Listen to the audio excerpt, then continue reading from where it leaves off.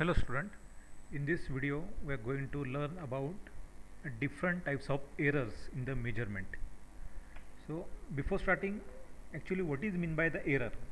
So error, it is a actually difference between the measured value and true value or actual value. Whenever you are doing measurement, when you are doing measuring something, so our measured value and actual value or true value, the difference between these two is called as a error. So the error, these types of error may be arises due to the different types of characteristics of measuring instrument or the process of measurement that we follow. So due to that, the errors may occur. So while taking the measurements with the help of different measuring instrument, the several types of errors may comes or arises in our process. This error may be controlled or may not be controlled. Okay, so depending on that, the two types are there. One is called as a controllable error, or they also are called as the systematic errors, and second one is called as the random error. So first type of error is called as a controllable, means we can control that particular type of error, so it is called as controllable or systematic error. Second type that we cannot control, so it is called as a random error. So first we will see the types and sources of the error. So first type we have seen the systematic error. So systematic error, these errors are continuously occurring or repetitively occurring in the measuring processes. So they are called as a systematic errors. They are occurring systematically in the measuring processes. So these error can be controlled or we can reduce it by doing proper process of measurement. So they are called as a controllable error. We can control it, we can reduce it. So these error may be of following types. First is the instrumental error. Suppose we are doing measurement of temperature by using thermometer. Boiling water is there. If we insert boiling water in the thermometer, if it shows 102 degrees Celsius or 101 degrees Celsius or 105 degrees Celsius, or it might show 98 degrees Celsius, 99 degrees Celsius, then that time our measurement is wrong, because boiling water should show the temperature 100 degrees Celsius. So there may be a difference of 2 degrees Celsius or minus 2 degrees Celsius, like that. So that we can control that particular error by some modification in our thermometer. So we can control it. Second type is observational error. In that, which is also called as a parallax error while reading the measurement. Now you can see water level is there. If I want to measure the water level inside this flask, okay, so the marking is mentioned over here, and if you three positions of our eye is shown with inclined positions are shown, two inclined position and one straight position. If you see the straight position, if you place our eye like this, then there will not be error. But if you see that particular level in inclined way, top side or bottom side, okay, so then there will be a error while measurement. So this we can correct it by seeing that level parallelly. So this is also called as a parallax error. So our side should be a parallel to the water level. So it is also called as the observational error that we can minimize. Next is the environmental error. Suppose variation in some atmospheric condition, like if you are doing some measurement in humid condition or in very cold condition. In very cold condition, your measurement will be accurate than your humid condition. So generally whatever measurements are done in the industries, they are at AC room is there. In that AC room only the measurement is done. Meteorology department is there. So that we can control place of the measurement. So environmental condition also we can manage it. Then next is the stylus pressure. So whenever you are doing measurement with the help of some dial indicators or a vernier caliper which is having dial, I want to measure thickness of suppose one round bar. So I have to touch two faces of vernier caliper to the round bar, then we can do the measurement. If I apply the pressure at the same time, then that dial indicator on the vernier caliper will deflect. So you have to just touch the two surfaces of your vernier caliper to the your round bar, then your measurement will be correct. So if you apply more pressure, your reading is going to change. So that also we can control it. So it is falls under the controllable errors or systematic error. Next type is random errors. So generally a random errors are caused due to the unknown or unpredictable change in the experiment, or there is a unpredictable change in the environment, or there may be unpredictable changes in your measuring instruments. So these errors we cannot identify it, or it may be happen that these possible sources of these random errors are very small variation in the position of stating the standards.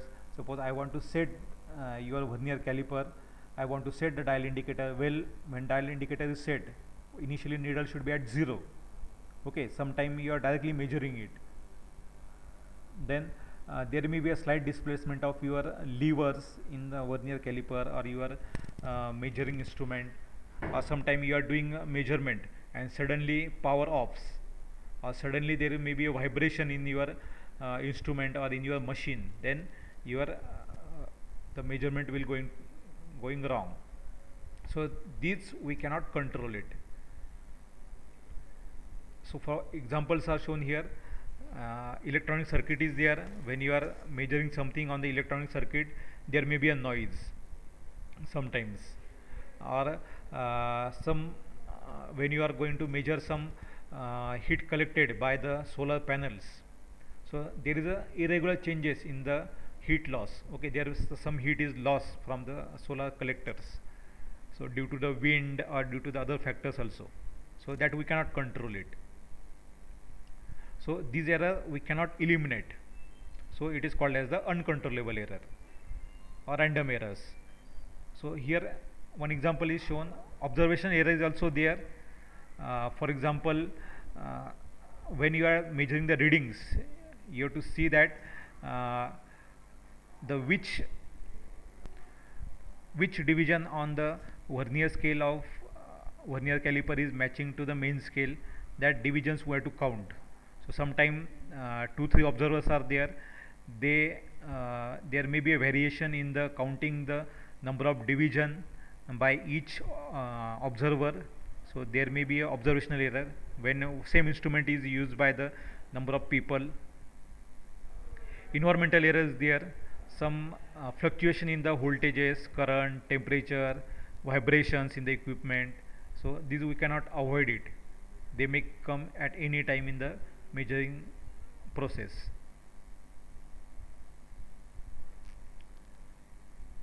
These are the errors. Now some terminologies are there, very important terminology. One is the precision. What is called as the precision, or what is the precision? So it is the degree of repetitiveness when you are doing the measurement, when your measurement is coming same, when you are doing continuously measurement, when measurement is coming same when you do measurement number of times. So that is called as the degree of repetitiveness. First time you measure the suppose diameter of rod, you are coming 20 mm. Second time you are doing measurement, again it is coming 20 mm. Third time you are doing measurement, again it is coming 20 mm. So your measurement is repetitive, then it is called as the precision. Then what is called as the accuracy? When your measurement is close to the true value, then it is called as the accuracy. There is a difference in the precision and accuracy. Precision may happen that your actual diameter is 25 mm, but you are measuring 20 mm continuously if you are taking number of readings. So then it is called as a precision. So your precision may come near to the true value, or it may come away from true value, but your measurement is same when you are doing it is number of times. But accuracy means when your measurement is close to the true value, then it is called as accuracy. So example is shown. Now you can see here where to hit at the center, red color arrow where to set hit at the center. This is our true value, but you are continuously hitting away from your true value. But you are hitting 5 arrows, but all heated 5 arrows are close to each other, so it is called as low accuracy but high precision. Means your precision is higher, you are hitting all the arrows near to each other but they are away from the accurate value, so it is called as the high precision but low accuracy. Now you can see here all the heated arrows are close to your true value but they are away from each other, so it is called as high accuracy but low precision. Now here all the heated arrows are close to each other and they are also close to the true value, so it is called as higher accuracy and higher precision. So here some characteristics of measuring instruments are given. Accuracy we are seen when measured value is close to the true value, then it is called as the accuracy. Precision means it is a degree of closeness of measured value to each other, or it is a repeatability of measurement. Sensitivity means it is a smallest change in the measured value, or how much your instrument is sensitive so that it reflects the readings. It is a the sensitivity denotes the smallest change in the measured variable to which instrument respond. So whether you are moving the on vernier scale, vernier caliper, two scales are there, one fixed scale and movable scale. When you move your movable scale or sliding scale very small amount, then how much deflection your instrument shows.